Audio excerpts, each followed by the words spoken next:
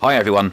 One of the excellent things about Gran Turismo 7 is the huge library of road-going cars, which, for people like me, lets me go back and look at some of the old cars that I used to own. Now, my very first car in 1998, long time ago now, was a Ford Escort. It was a 1.6 16 valve, sadly not the RS that we see here, but it was in this exact colour, this same body shape, and looking at the interior, aside from the white dials, I didn't obviously have the turbo things or the Cosworth badge, but everything else about the interior of this car brings up so much nostalgia of my very first set of wheels. The temperature knobs, the radio, modelled so well. That's exactly the radio that I used to have. Now, I didn't have leather seats. I didn't have a little bit of a spoiler on the back. I had no spoiler, but I did have this exact sunroof. I remember that down to the tiniest detail, the size, like the shape of these speaker things and everything. And the one thing I do have a very strong memory of with this car is the hazard light button, that little red button there, because it was the last button that I pressed in this car after rolling it in a ditch after having it for 9 months. Anyway, my point is, I can look back at old cars, but then I thought, what if I maybe thought about using the game to choose my next car? And at the age of 44, I am now starting to enter proper midlife crisis car buying territory. So what I've done for this video, I've narrowed down to 5 potential cars that I could maybe look to see myself in within the next year or so, within reasonable realms of affordability. I know it's not realistic, but I thought I'd just have a look around the interiors, take them for a little drive, and have a bit of fun. But before I do that, I want to have a look at one of my other old cars.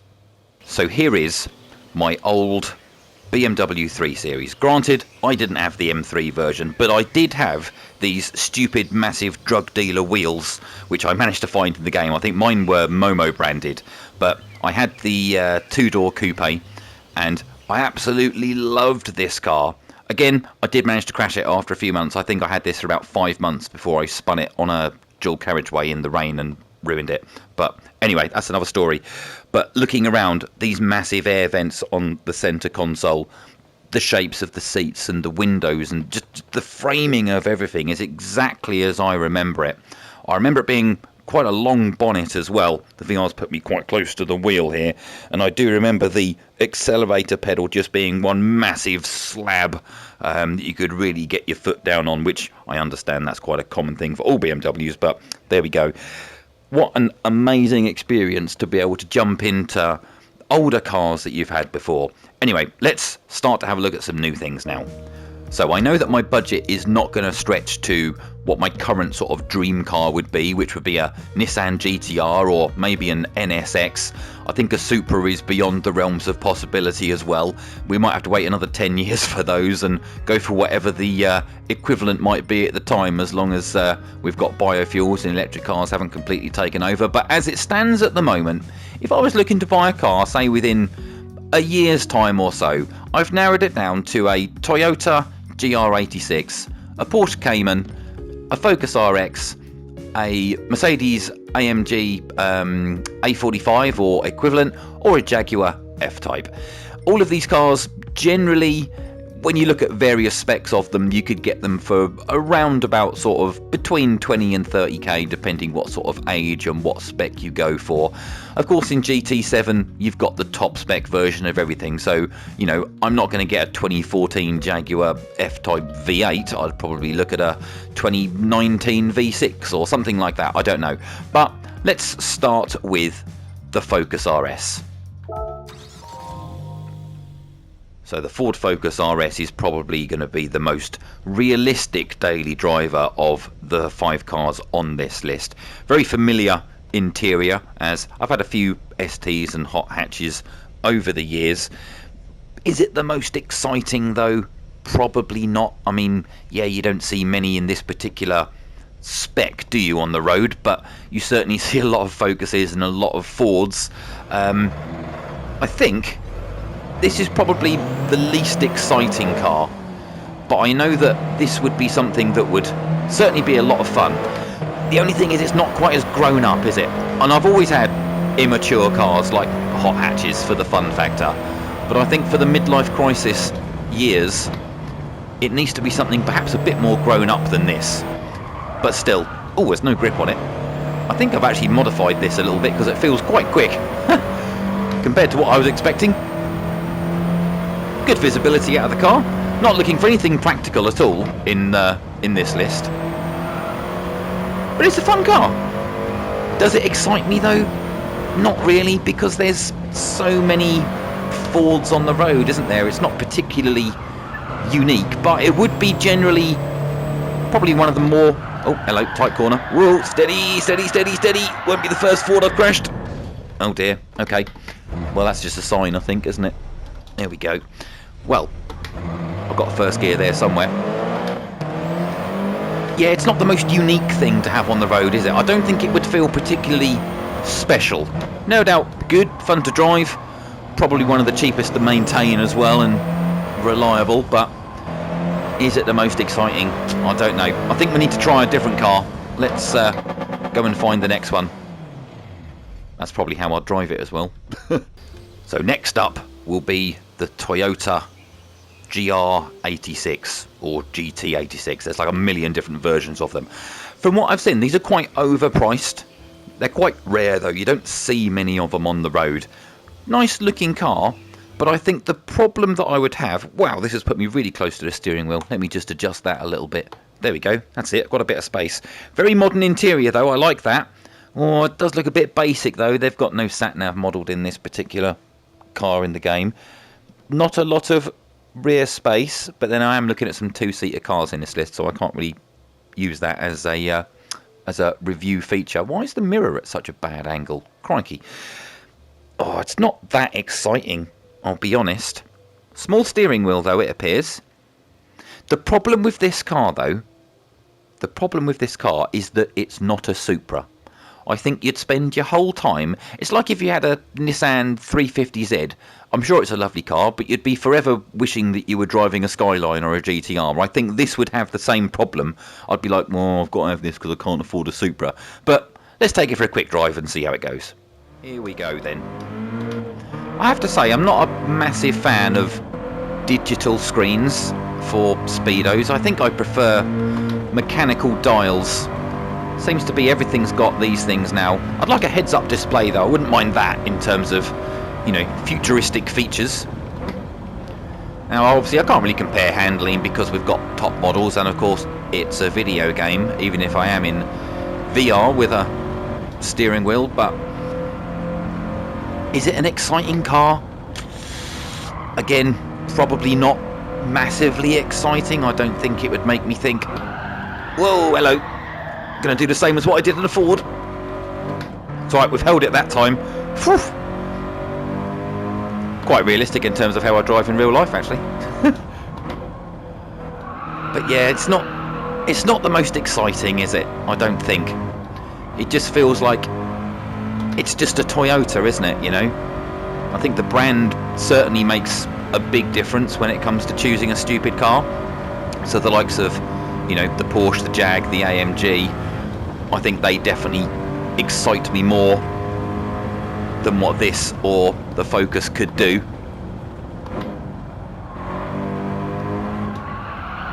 Still, whee! There we go. I feel like I've had enough of this already. Let's go and have a look at the Mercedes. So I do love these cars. I think it does have a similar problem to the Focus in that these cars are so common, not necessarily in this sort of top spec, of course, but you see so many of the, you know, standard models, shall we say, on the roads. It doesn't look that special, but very quick, very reliable, definitely would work as a daily driver, quite spacious, got rear seats, it's got a boot. Obviously this one in the game I have, looks like I've modified it, I've put a whole bunch of aero bits on it, haven't I? But I have never... Wow, it's so lit up, there's so many lights, everything's illuminated in here, very electrical. But we have got mechanical dials, which I do like, and I've never owned a Mercedes before. I could definitely see myself in one of these, and it would be a realistic option for sure. But it is very similar to a lot of other things that you see on the road. Let's go for a quick drive. So of course we can't compare anything like handling or performance between these cars, because of course we're driving top spec versions as provided in the game. Oh, I've got some sort of drift setup going on here. My rear wheels are spinning all over the place. But I like the interior of this car. I don't know if I like it in red. But is it exciting? Again, it's the same problem, is it? And I think that's the thing. With a midlife crisis car, it has got to be something that is just a little bit stupid. And I don't know if this is stupid enough. I mean, it would certainly be fast. I know most of the cars in this list, and the sort of thing I'd be thinking about, looking in the region of probably upwards of 250 horsepower, probably in the region of somewhere between 300 and 350 horsepower would be quite nice. I think once you get into specifications of 400 horsepower, they're way beyond the realms of practicality and being able to, you know, pay for running costs and everything. Got to think that petrol is still quite expensive. But yeah, I could see this. This could be a realistic option for sure. I just don't know if it's quite got that zing factor that I'd be looking for. Whoa! Yeah, I've definitely got a drift setup applied to this car, I think. I haven't got my drift wheel to play with the drift, but there we go. I like the dials though. The interior's nice here. But I would just look like every other Merc owner on the road, wouldn't I? I want something that people are going to go, that's a nice car, but not, there goes a knobhead, you know. And I don't know if this car is going to be the right option to avoid that. Let's have a look at the last two cars. Let's go and have a look at what would be the definitive midlife crisis car. So, nothing screams midlife crisis. Man of a certain age who's got a certain amount of disposable income and has got incorrect priorities in life than buying a Porsche. Of course, gorgeous car, no doubt. An exceptionally well crafted car, and I'm sure it goes fantastically, but it is, I think it's just a little much, isn't it? I think it's just too much of a statement, and it's not going to stop you getting, you know, there goes a knobhead type comments, really, is it? But still, we'll have a look around the inside. Oh, the VR's put me very close to the wheel. Let's just fix that real quick. Nice interior, manual dials, no doubt very well crafted. It's got a screen, it's got a gear stick. Yeah, good. Do I feel excited by it? Again, I think it's that case of you'd be sitting in it and you'd be thinking, I wish it was a 911, I can't afford a 911. And Porsches just have a certain thing about them, don't they? You either love them or hate them.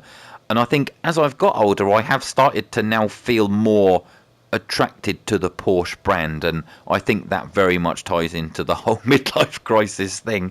I'm sure this is a great car. Let's go and have a little blast around the track. Here we are then in what is probably going to be the fastest of the 5 cars that we're looking at today, and probably the most exciting as a vehicle. But I just can't shake the fact that it's not a 911. I'd just be forever thinking, can't afford a 911, I'm too poor for that. But I do like these cars, and they feel special enough, I would say. It's not like, yeah, I've got a fast Ford and it's a great car. This is like, I've got a Porsche, you know.